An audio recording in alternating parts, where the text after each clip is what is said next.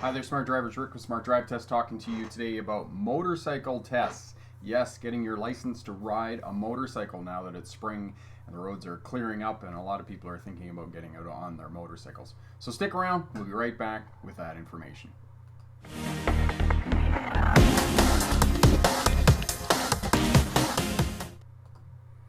Hi there, Smart Drivers. Welcome back. Rick with Smart Drive Test talking to you today about motorcycle tests. And there's a few people here. Hall Phase is here from Toronto. Tommy's here from Oshawa. And yes, Hall Phase, we are almost at 100,000. We got about another 600 subscribers to go. And we will turn over the 100,000 subscribers.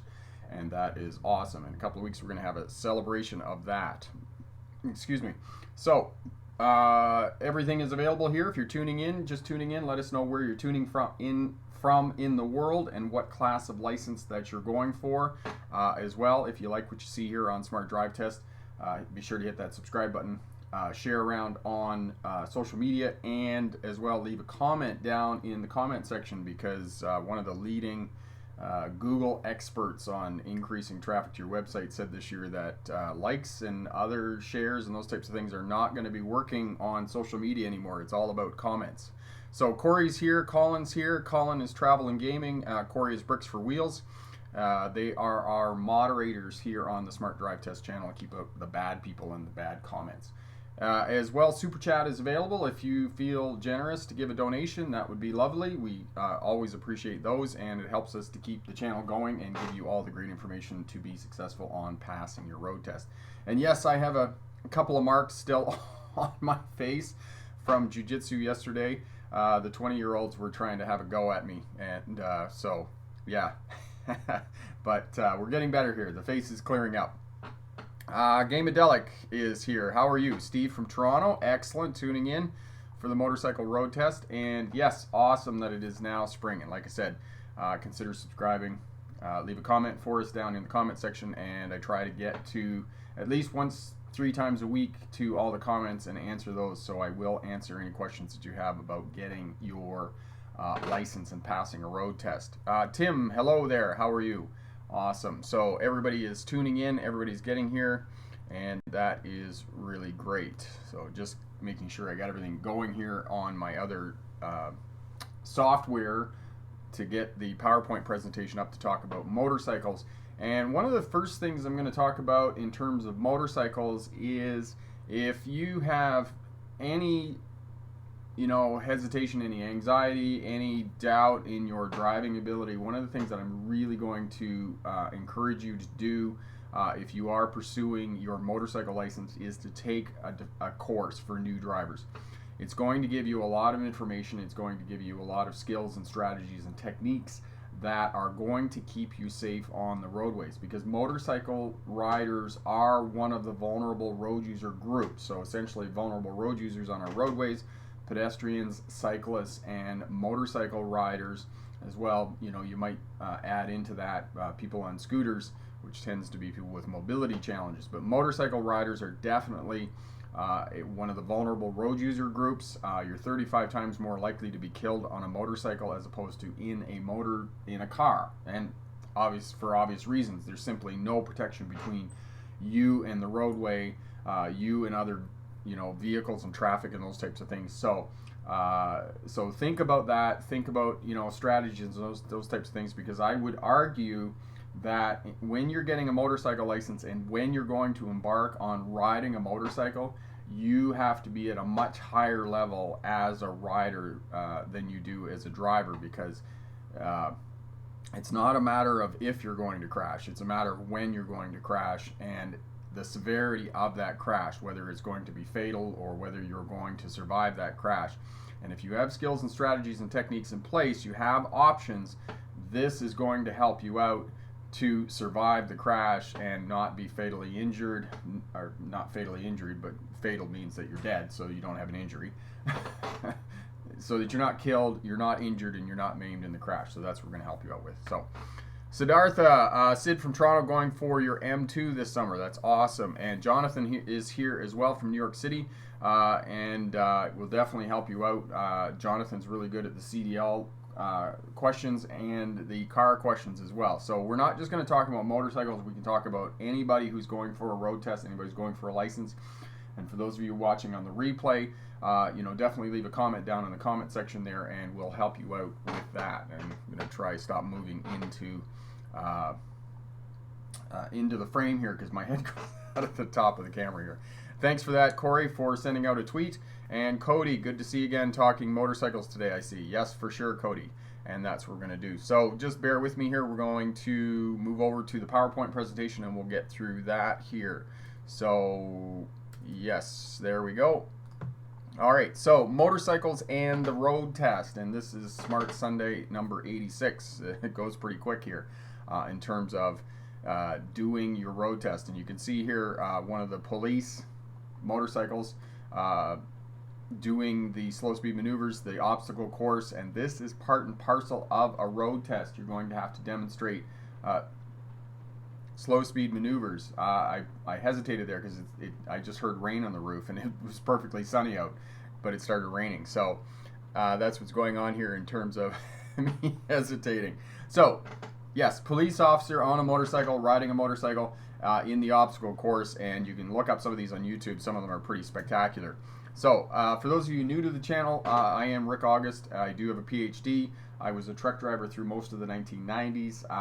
When I was in Australia in the early 2000s, I did drive for Greyhound and one of the V-line bus lines there when I was attending university. In 1997, I became a commercial driving instructor. I was able to teach cars, trucks, buses, and my expertise is in air brakes. And most of my official kind of in-vehicle training has always been in the trucks, but I also as well have done driver rehabilitation where I worked with people who had lost limbs and were driving with hand controls, and as well people who were returning to driving after debilitating injuries, had a stroke, those types of things, and needed some assistance to get back to driving. So, and in 2006 I graduated from the University of Melbourne with a doctorate in legal history. For those of you who don't know, legal history is the study of policing, courts, and prisons, and my expertise is in policing and prison, or in policing as it relates specifically to traffic. So it's a very high level of nerdiness in terms of traffic safety. So that's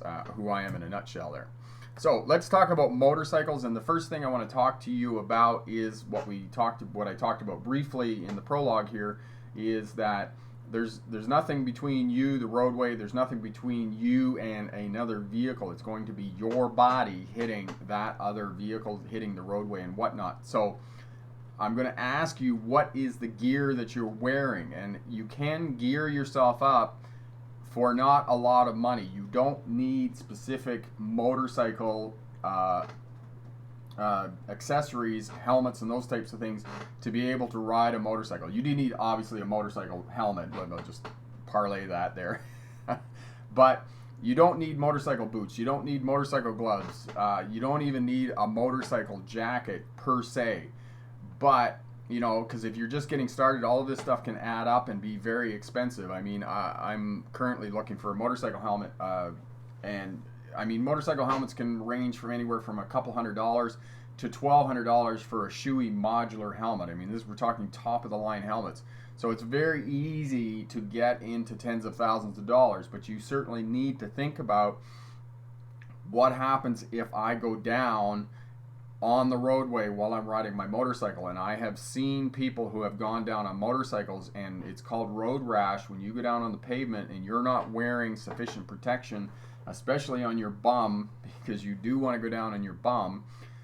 You're not wearing heavy jeans, you're not wearing leather pants or those types of things that are going to protect you in the event of a crash. You see professional motorcycle riders, and they're in full leathers, and they can go down and slide along the ground, the pavement or whatnot, and they are okay after that. I mean, they got to kind of stop for a moment, and then you pause for a moment, because I have heard stories of professional riders wiping out and sliding and trying to get up before they even stop sliding. So you got to kind of take a moment and make sure that your body is actually stopped moving before you get back up. But some of the things you definitely want a helmet. You definitely want the best kind of helmet that you can afford, because obviously the more money you spend, the better helmet you have. You want a jacket, you want boots. If you can't afford boots, you can't afford a jacket, wear a big heavy jacket. I know in the summertime it's really hot and those types of things, but you know, afford the best jacket that you can. Some of this gear you can buy secondhand and get it, you know, it's going to be still in really good nick, as the Australians say, and the Brits. Boots, gloves, pants, rain gear, you can wear all of this stuff. And of course, as you go along and you ride for longer and longer, you're going to replace this gear for better gear and have really good stuff. It's the same thing when I started, riding motorcycles. The same thing. You know, I had to wear work gloves instead of actual motorcycle gloves. You got to wear a big, heavy corduroy jacket as opposed to buying, having a real motorcycle jacket, whether it's a leather jacket or one of the synthetic ones that they have now. But think about that in terms of going down if you are unfortunate enough to have a crash when you're riding your motorcycle. Okay, road test procedures. And here at the bottom, I'll just address this first. I've been talking about this and talking about gear that you should be wearing. It's not a matter of if you're going to crash, it's a matter of when you're going to crash, and are you prepared for that crash. And I mean, it could be something as minor as coming in your driveway, hit a bit of grease or leaves or something, and you on the front brake too hard, and you simply have the wheel turned and you go over the handlebars. I mean, that's probably a minor crash, as opposed to a major crash where you're going through an intersection and somebody makes a left-hand turn in front of you. And this is one of the top crashes that occurs with motorcycle riders, and they're killed in a crash. And unfortunately, there are some of these on YouTube and whatnot where these have been posted, and they're just horrific crashes. So know that, just think about that seriously when you're preparing to get a motorcycle and beginning to start to ride and those types of things.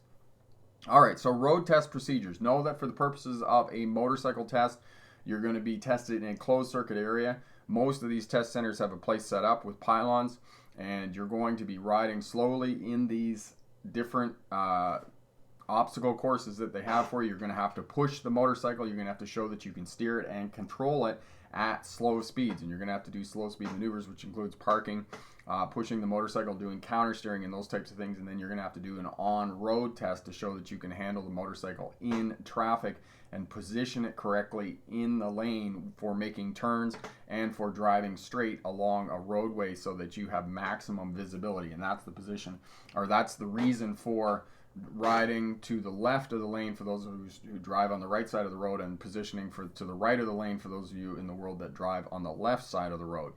All right, so primary controls, you're going to have to demonstrate that you have control of the clutch, the brake, the steering, and the throttle. And I had a comment from a smart driver a couple of days ago saying, you know, how do I do hand signals on my motorcycle while I'm turning?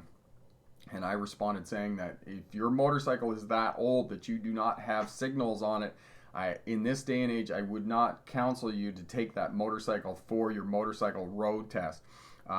It's unlikely that they can't legally deny you a road test for a motorcycle that doesn't have signals on it, but signals on motorcycles have been around for 50 years. So if your motorcycle is that old, or you just decided that you didn't want signals, you can ride it after you get your license, but for the purposes of getting your license, I would try and have a motorcycle that's safe and has signals, turn signals on it, so that you can just operate them with your thumb. So that's just an aside. Okay, so you're gonna have to show that you can have smooth and efficient clutch, brake, steering, and throttle. And you're gonna have to show that you can do this in slow speed maneuvers. It's easy to ride fast, but it's much more difficult in tight corners to be able to manipulate the motorcycle around right-hand turns, left-hand turns, and those types of things while you're going slow, and maybe even having to feather the clutch because you're going to go that slow. All right? So for the purposes of the road test, you are going to have to push the motorcycle and demonstrate that you can balance it and push it. So push from the right, push from the left, pull it backwards when you're backing up, and be able to get it up on both the side kickstand and the full kickstand, so that you can control the motorcycle and you have enough strength to know how to do that, to get it up on that center kickstand. All right, and can you physically move the bike? You don't need a great deal of strength to push a motorcycle, but if you got a bit of an incline, it can be it can be an incredible challenge. And you're going to have to demonstrate this for the purposes of a road test. So know that and practice this before you go for a road test. All right, slow speed maneuvers, straight line braking, and they're going to get you to demonstrate that you can brake with both the front and rear brake. And for those of you who don't know, haven't been introduced to motorcycles yet or haven't investigated this, there is a front brake, and the front brake is on the right on the handlebars, and the rear brake is on the right on the foot pedal. So that's going to take a bit of coordination as well. For those of you new to motorcycles, you're going to have to do turning, and you're going to have to demonstrate, as I said here, the primary controls on the motorcycle. And that video somehow, oh yeah, my apologies about that. I hit the wrong button here on the keyboard, so just bear with me. I'll get back to where I was. There we go. So, as with cars, as with any road test that you're going to be taking in any vehicle, there are 4 fundamental components to the road test: speed management, space management, observation, and communication. And this is the same for motorcycles. And one of the biggest components of staying safe on a motorcycle and being able to pass a road test is observation, shoulder checking, looking down the road, turning, and left-hand turns, because left-hand turns are going to be, as I said, the biggest challenge, because this is when most motorcycle riders are killed, is on left-hand turns, and you're going to have to be checking your mirrors. And yes, you do have to shoulder check for the purposes of riding a motorcycle. You have to make sure that there isn't another road user or vehicle in your blind spot. So you have to do shoulder checking with a motorcycle, the same as you do in a car. So observation is one of the key components to riding a motorcycle and riding a motorcycle safely. And again, in terms of observation, the other piece that you need to keep in mind is road signs. Take in the information from road signs and incorporate this in your driving so that you are both proactive and predictable on the roadway. And one of the reasons that motorcycle riders are so susceptible on left-hand turns is because they've done studies to show that the smaller the vehicle on the roadway, so motorcycles, pedestrians, cyclists, those types of things, it's more difficult for other drivers to see you on the roadway. And this is one of the reasons why many drivers turn in front of left-hand vehicles. I know that motorcycle advocates and campaigns say that it's because people aren't trained to see motorcycles. That's one reason, but it's also the fact that the faster something is moving and the smaller it is, the more difficult it is for other drivers to see. So know that's just the limitation of our biology. All right, communication. This is another key component to passing a road test. And the 5 ways that we communicate with other road users, other traffic: signals and lights, hand gestures, our horn. And I'll just go back to hand gestures for a minute. Make sure that you use all 5 fingers when you're gesturing to other road users to tell them to go or whatnot, not telling them they're number 1 on a road test. Okay, you won't be successful if you're doing that.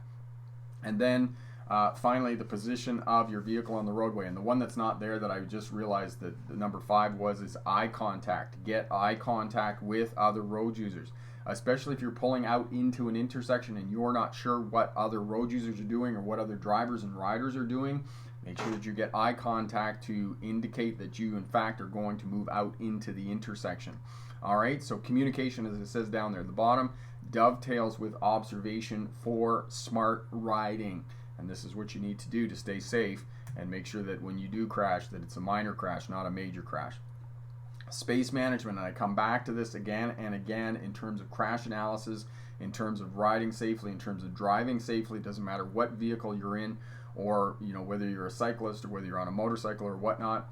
Lane positioning, and the reason that there are rules in terms of where you ride your motorcycle in the lane is for maximum visibility. You want to ride in the left-hand third of the lane. For those of us that in the world that drive on the right side of the road, for those of you who drive on the left side of the road in the world, drive in the third right part of the lane, okay?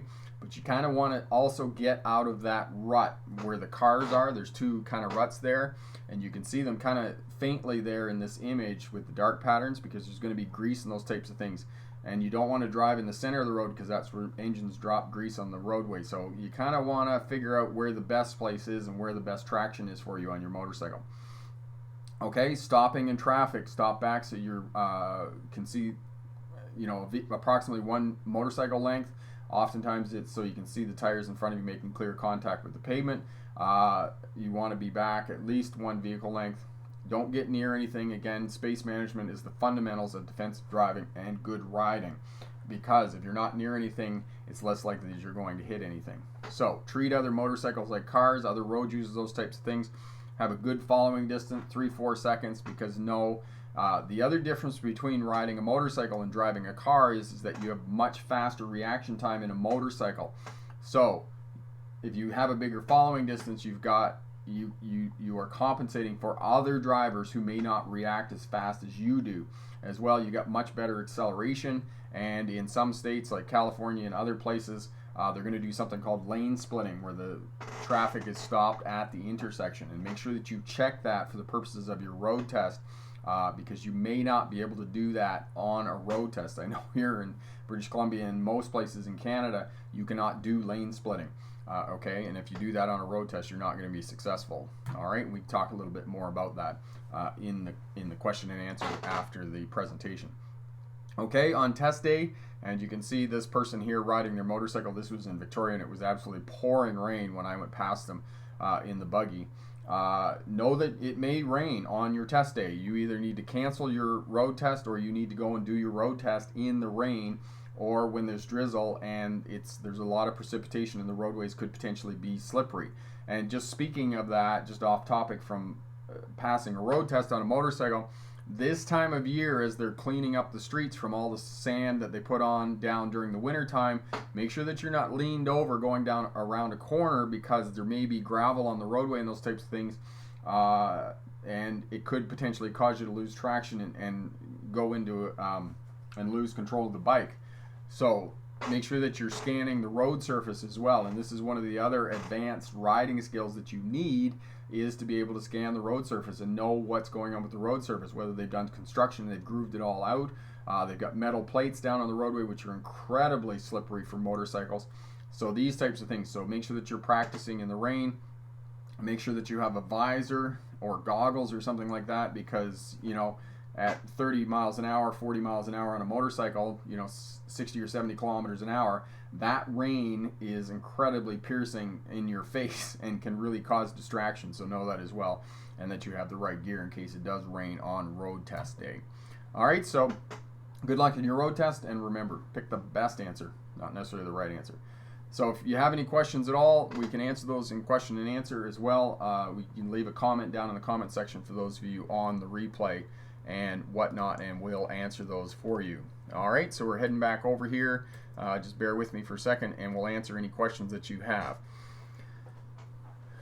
All right, so it seems like some people have some questions about how heavy motorcycles are. And as we said, Island Girl is here. Hello, Shamil. A light bike will weigh about 475 pounds. That's a motorcycle, not a Vespa or a small 100cc bike. My 750 weighs 480 pounds. Yes. And a fully dressed touring bike like a Harley Davidson or a Goldwing, those types of motorcycles are going to weigh a lot more. So 1,000 pounds, yeah. So they're kind of like a Volkswagen or a small Fiat or something like that. They're very, very heavy. Gordon, I always think of black ice when I think of motorcycles. And yes, there are some people who are riding their motorcycles and they're getting out in the spring, and it can be very wet, it can be very cold, and there have been times when you're riding in 5-degree weather on motorcycles, and it is painful. And this is a good topic, because we can talk about this for a moment. Riding in less than ideal conditions on a motorcycle, and in the spring, early spring, and I was thinking about this a couple of weeks ago when I drove down to Victoria. My mate said to me, so why don't you take my motorcycle down? And I kind of thought about it when I was on my way back, and I was at the ferry at 7 o'clock, and 6:30 in the morning I was catching the 7 o'clock ferry, and it was 5 degrees Celsius, which is, I don't know, about 40 degrees Fahrenheit. And I was thinking, you really need to be dressed very warm on a motorcycle when it is that cold out, because it's very similar to being on a snowmobile. In my mind, there's just no difference between riding a snowmobile and riding a motorcycle when the temperature is in the single digits Celsius, or when it's 40 degrees, sort of freezing to 40 degrees Fahrenheit. It is incredibly cold, because you're just sitting on the motorcycle, you're not moving, and once you get down the road in terms of having a motorcycle and you're riding a lot and you're, an advocate for motorcycles, you can buy heated vests and you can buy heated gloves and those types of things and all of that. But it's kind of high end. It's not something you're going to start with if you're just starting out riding a motorcycle or getting your license to ride a motorcycle.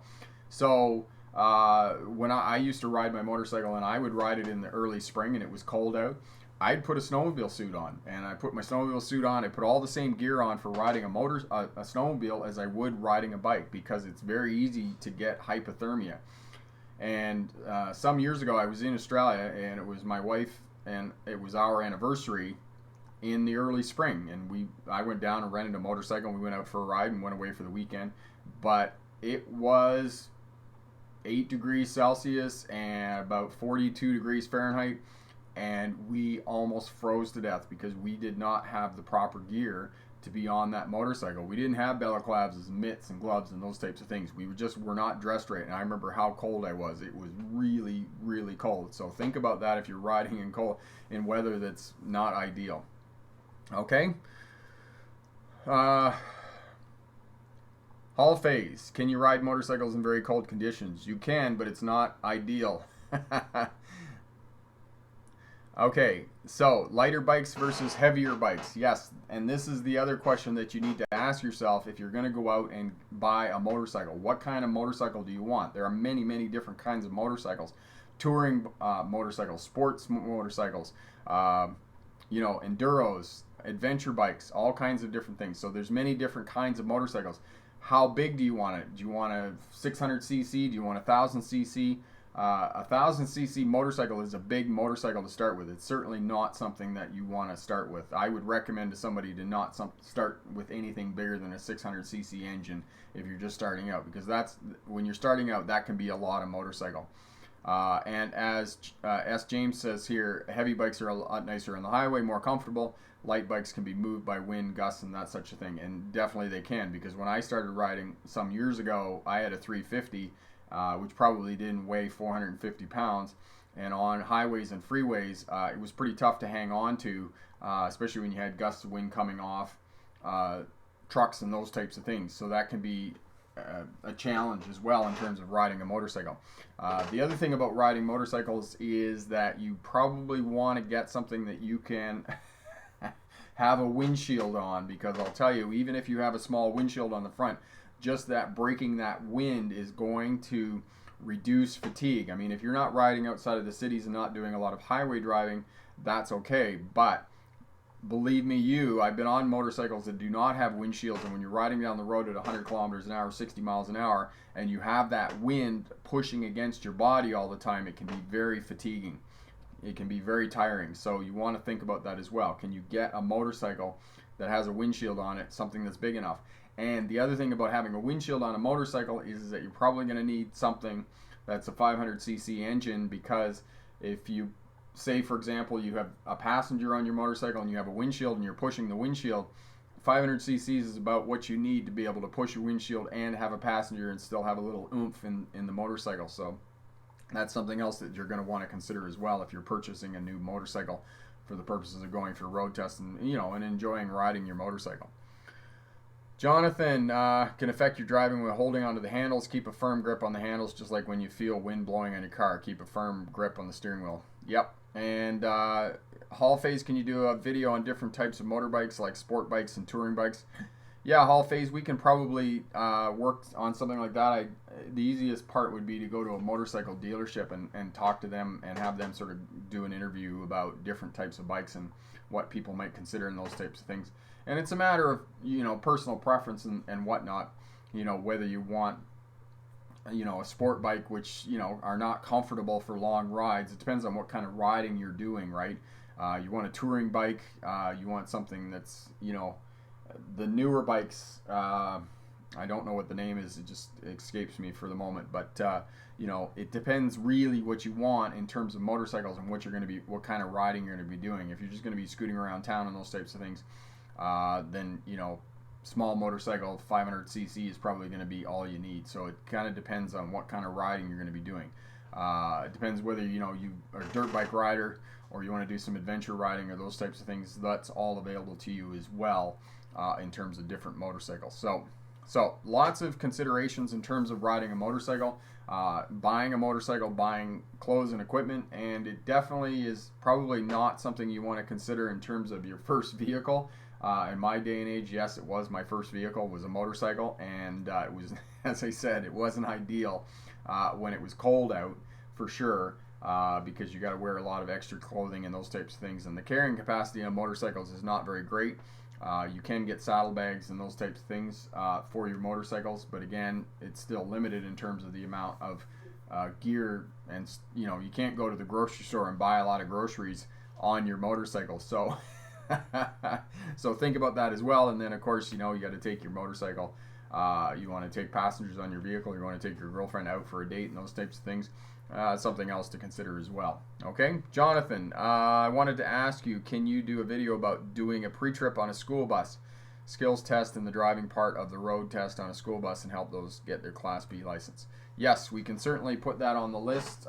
Jonathan, I'd have to get a hold of a bus. I could probably rent one and do all of that for you. That's probably not one video in terms of doing pre-trip and skills tests and all those sorts of things. It's probably closer to 10 or 12 videos to do all of that. So yeah, we can certainly do that as well. How soon are you? What do you thinking your timeline is for that, Jonathan? Hall Phase, I can remember, did you do a video of what gear you should have while on a motorbike? Yes, I did, Hall Phase. I'm gonna amend that video and get it up again. So okay, Cody, do you have any personal crash stories? Fortunately, Cody, I never had any major crashes on a motorcycle. I have had a few close calls, and one of the minor crashes that I had was I had this motorcycle, small motorcycle. It was a 360 Honda. I had fixed it up. There were some repairs that needed to be done to it, and I remember I drove it out of the garage. I went around the garage and I came back, and it was gravel, you know, laneway around the garage, and hit the front brake too hard, and the steering wheel was turned, and of course the thing just dumped over on me. I was only going about 10 miles an hour, but it was very embarrassing because the rest of my friends were kind of standing around, and I dumped the motorcycle on the ground. And that's one of the things that you need to realize, that if you dump your motorcycle over, it's not a huge deal. Okay, motorcycles are tough. You might have to put a scratch on it or something, but it's going to be fine, and just pick it up. Now, Cody, to answer your question, crash stories. I did have one very near miss, because what I found out about this motorcycle was that it had a problem with, and this isn't so much a problem with newer motorcycles, but it was a problem of motorcycles well into the 1970s, was it had a rear wheel wobble in it. So essentially what happened was that at high speeds, the back of the motorcycle would wobble back and forth like this. And I was going past a car. I was passing a car on a highway, and I got about, just about 3/4 of the way past the car, and the rear of the bike started wobbling. It was a rear wheel wobble. Fortunately, what happened was that in a rear wheel wobble, you let off the throttle to bring the weight back on the front end, and the bike will tend to settle down. On a front wheel wobble, if the front wheel starts to go, then you need to accelerate to get the front wheel off and get it straightened out. Now, what happened was I got past the car. By that point, it was almost completely out of control. It went onto the gravel shoulder of the roadway, and I just missed a four-way stop, a road sign. And I remember, just as the bike kind of settled down and I went past the road sign, I just remember thinking, I was just looking at myself hitting that sign. It scared the living daylights out of me. And that happened. So that was one experience that I had on a motorcycle with a rear wheel wobble. And like I said, it's not a big deal anymore, but it was on some of the older motorcycles that these were susceptible to these front wheel and rear wheel wobbles at high speeds.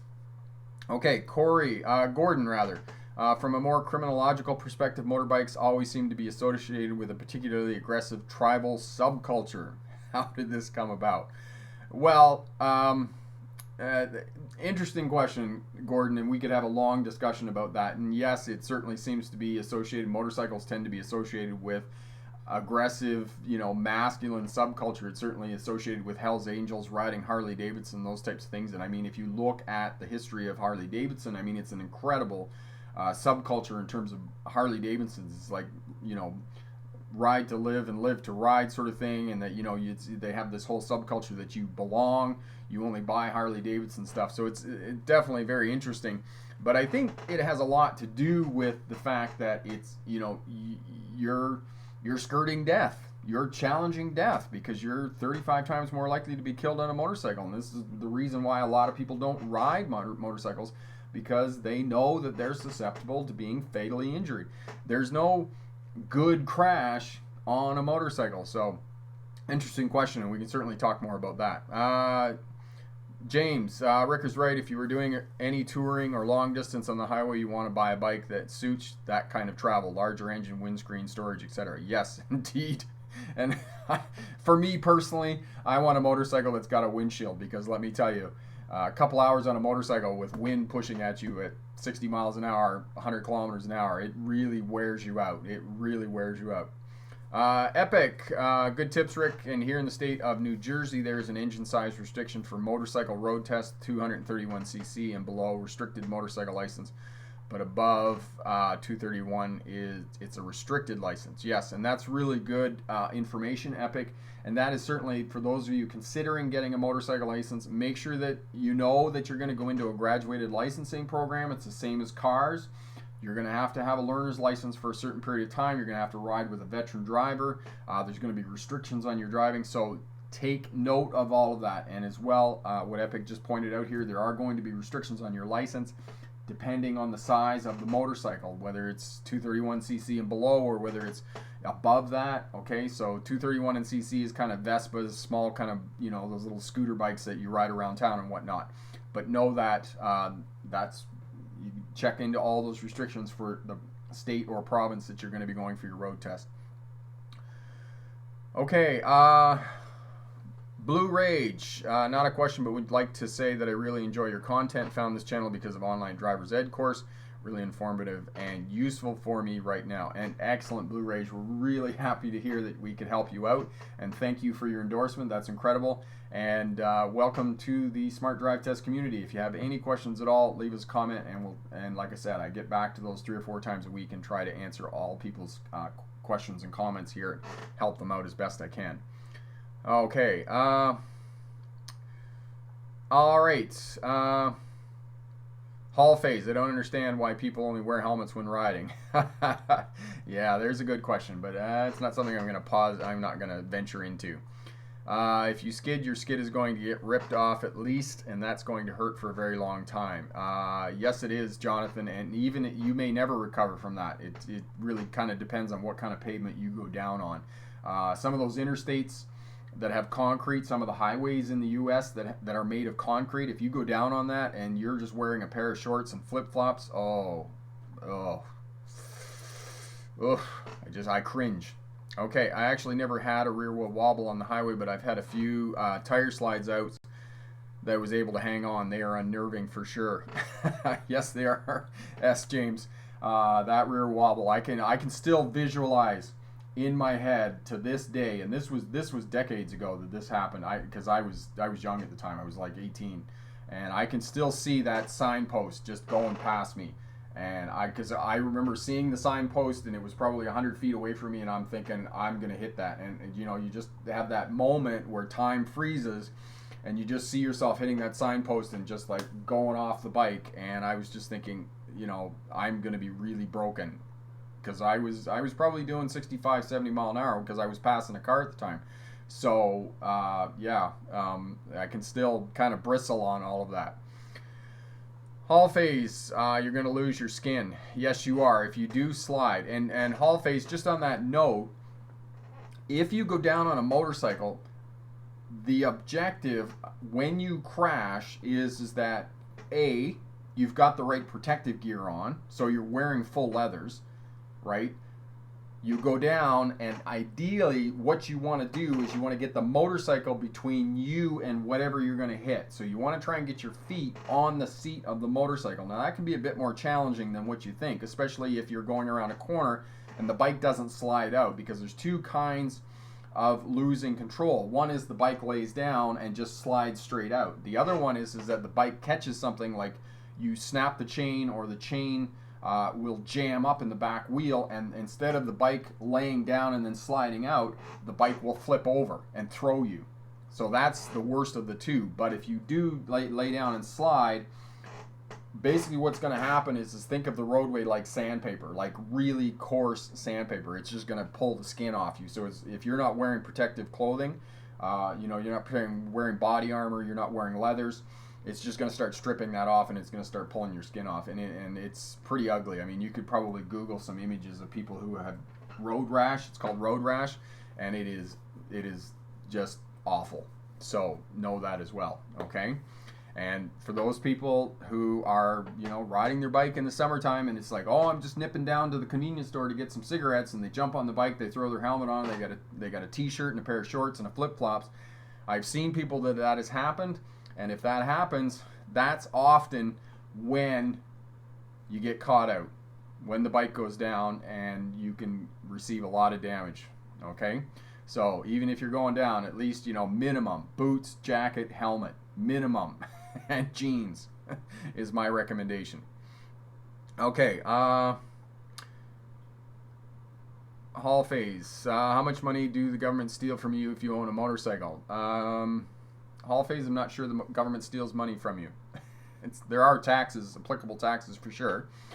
Okay, ask James, I never ride without a leather jacket, gloves for sure, and proper boots, and it gets hot here. Always a jacket. Yes, always a jacket, and I tend to agree with you on that, S. James. Always a jacket, always boots, always a helmet. Okay, Jonathan, leather jackets aren't enough. I've seen motorcyclists paid extra to put armor underneath those leather jackets or wearing motorcycle armor protection head to toe. Yes, and a lot of the new motorcycle jackets, the ones that aren't leather but they're synthetic, they do have armor in the back plate and those types of things. I mean, one of the things that gets me is chaps. I mean, and these are popular amongst Harley-Davidson riders. Chaps don't cover your butt. And if you go down on a motorcycle, you're going to go down on your butt, and your butt is exposed. All you got is jeans.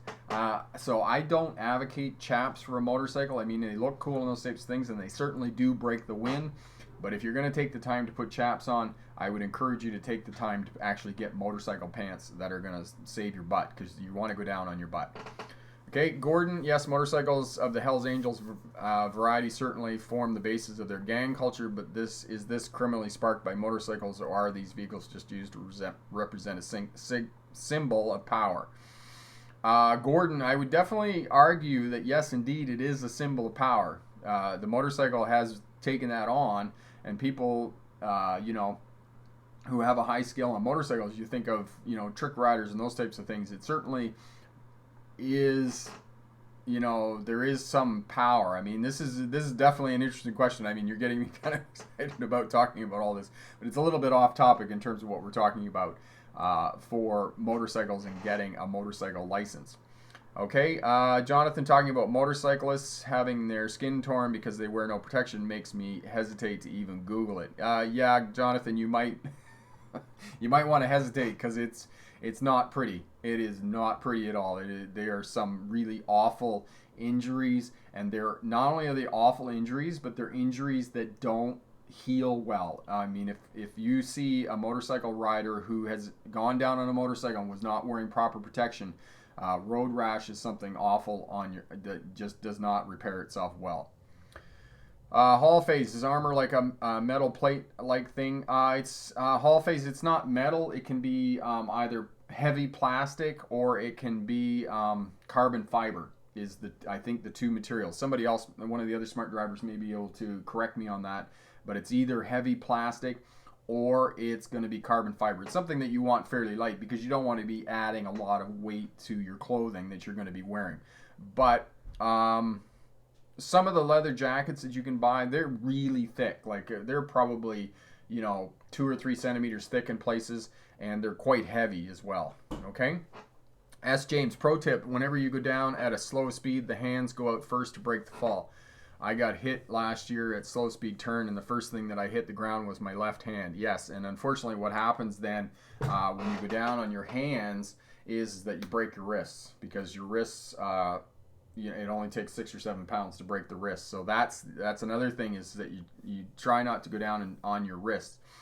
One of the things, yes, that I learned was taking martial arts was I learned how to break fall and do front rolls and those types of things. So you tend to, be able to break fall a little bit more. But most people, and it probably includes me as well, if you go down at a slow speed in your motorcycle, your first instinct is to put your hands down to break your fall, and you're going to end up sustaining wrist damage.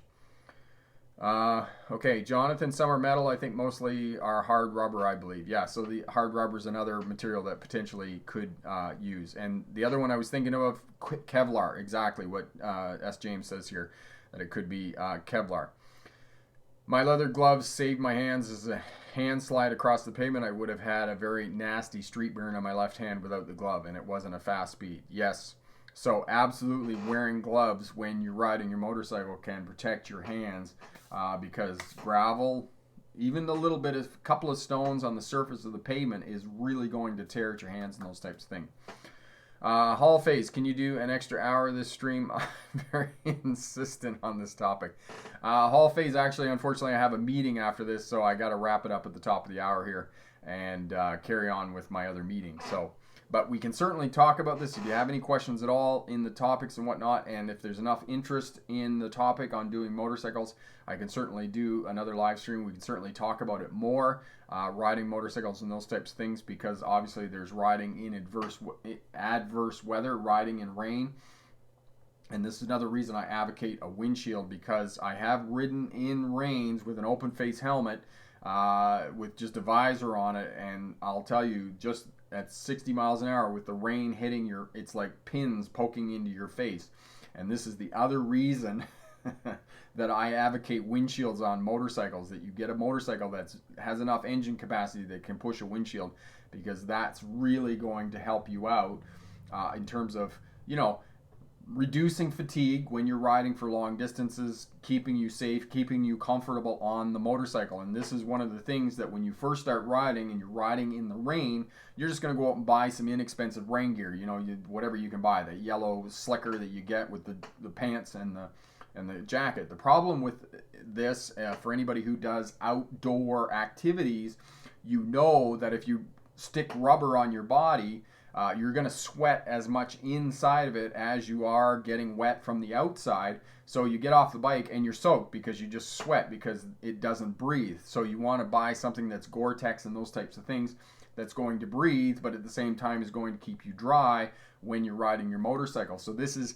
one of the pieces of gear that as you ride more and more and you acquire more gear, you're going to invest in really good rain gear. And Alex, my mate Alex, who I did the video with in terms of on riding gear for motorcycles, he has a full one-piece rain suit that's not Kevlar. I'm trying to think of Kevlar. I'm trying to think of the other one that Gore-Tex. That's Gore-Tex, and that will keep you dry, and that you're not, it's going to breathe as well, so you don't sweat. The other thing is if you're riding in cooler weather, you want to dress in layers, right? So that it wicks away the sweat from your body. You want to wear undergarments. You want to wear a sweater, jacket, those types of things, and then put your rain gear on so that you can be comfortable while you're riding. Because the other piece of information when you're riding a motorcycle, because you're outside and you're exposed to the elements and your body gets wet, if it's around the 15 degrees Celsius mark, which I think 15 degrees Celsius is going to be about 55 degrees Fahrenheit, that you could experience hypothermia, okay?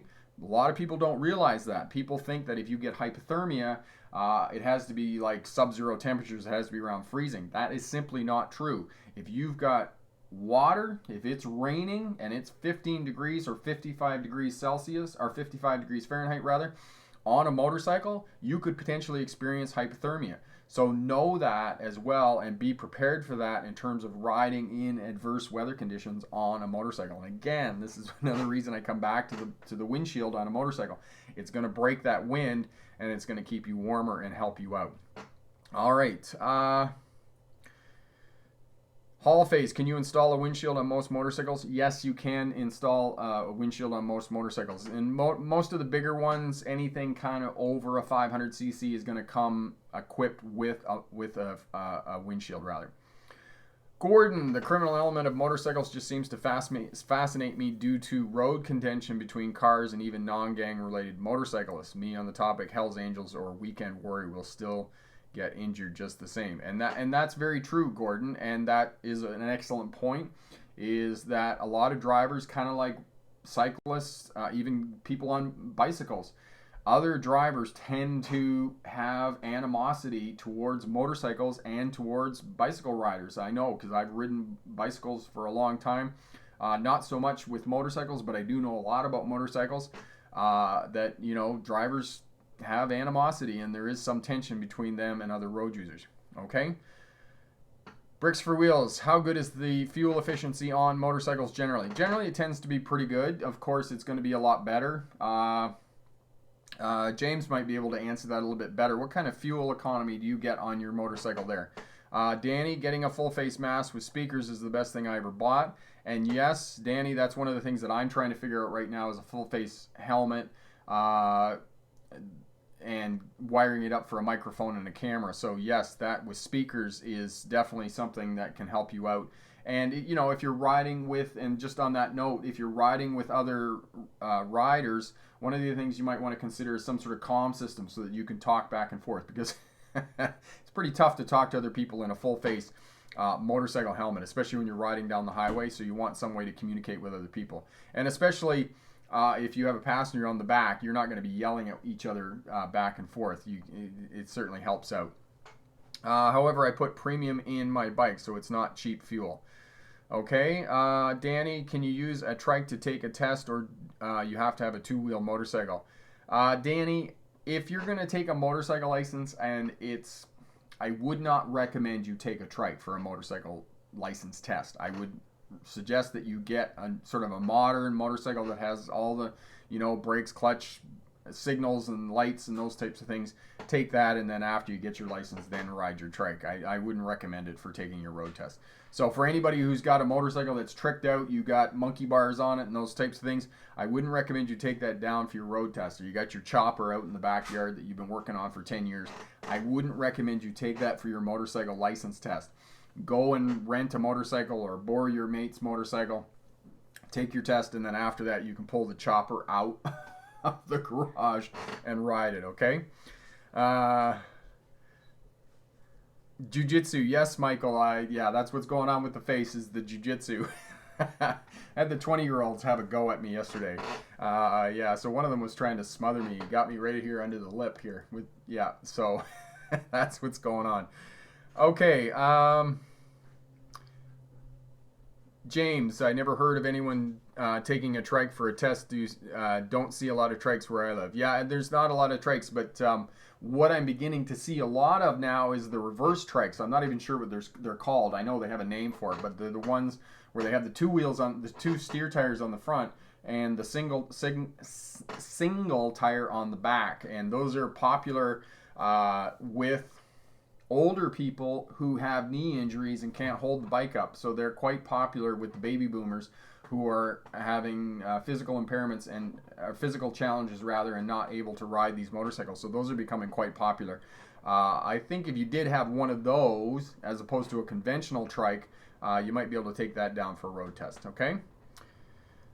Jonathan, should be law that all motorcycles must be required to wear full protection at all times. And yes, it should be, but unfortunately it's not something that we can advocate. I mean, Jonathan, still in probably at least a half a dozen states in the US, you're still not required to wear a helmet. So, I mean, where does the liability fall in terms of that? And, you know, I could certainly rile up a few people here on the Smart Drive Test channel by saying that, you know, all people should be required to wear helmets. And I mean, here in the province of British Columbia, I think it was 7 years ago, they brought in helmet standards that you had to have. They had to be Snell approved or tested, and those types of things. So that's one of the new things that they've tried to bring in and whatnot.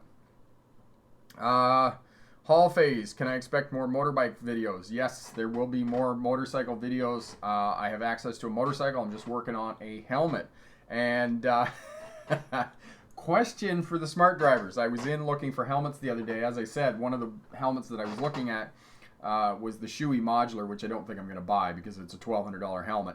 But one of the helmets that I did find was a Spider-Man helmet, which is, you know, my cup here.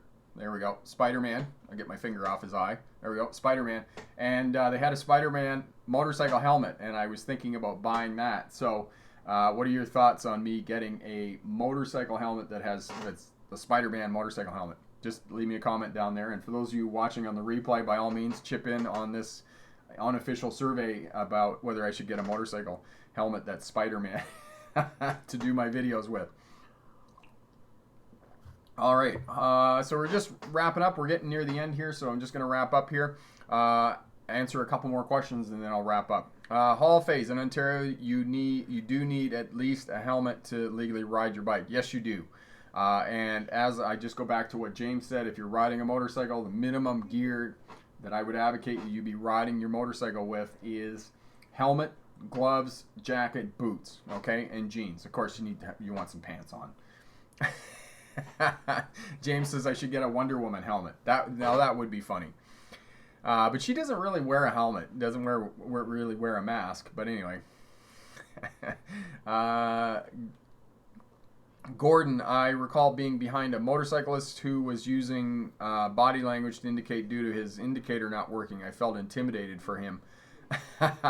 Well, yes, and one of the other things you need to do, for those of you who are going, and this is a good point that Gordon made, is when you go for a motorcycle road test, you're going to have to know your hand signals. Corey will put the video up for you.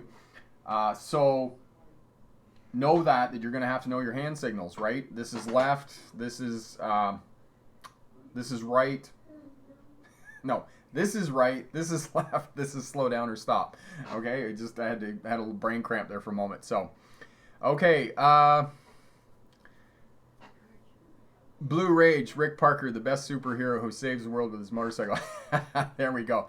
Jonathan, Batman helmet and Batman armor. That's pretty funny. The only problem with Batman, Jonathan, is there's a guy here on YouTube who does Batman Dad. Have you seen this guy? He's kind of up in the corner and he's having a go at his kids. I'm Batman. You seen that guy? He's pretty funny. So I don't know whether I want to compete with him in terms of Batman. That's kind of what I was thinking going with Spider-Man. Okay, Michael, Spider-Man helmet would be cool. I went bowling today and they have bowling balls of billiard pool balls. Oh, excellent. That's really cool.